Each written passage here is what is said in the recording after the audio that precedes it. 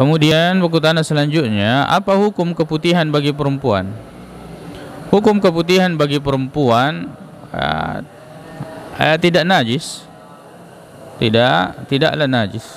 Sebab magai ini adalah masalah yang dialami oleh perempuan.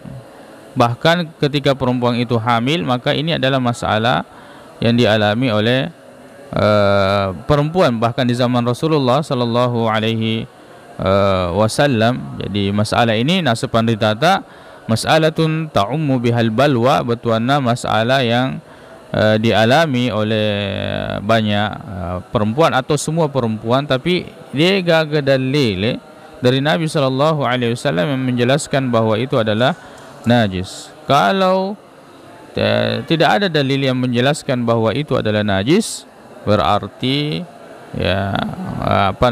bukan najis. Nasabah seandainya itu najis akan dijelaskan oleh Rasulullah sallallahu alaihi wasallam, karena tidak boleh mengakhirkan penjelasan padahal masalah itu adalah masalah yang sangat penting. Adapun kaidah para ulama yang mengatakan bahwa kullu ma kharaja minas sabilaini fahuwa najisun, apa saja yang keluar dari dua jalur yaitu kubul dan dubur itu adalah najis, maka itu bukan hadis dari Nabi sallallahu alaihi wasallam.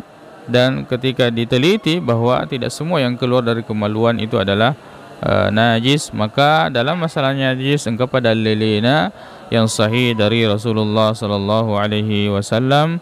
Ya wallahu a'lam.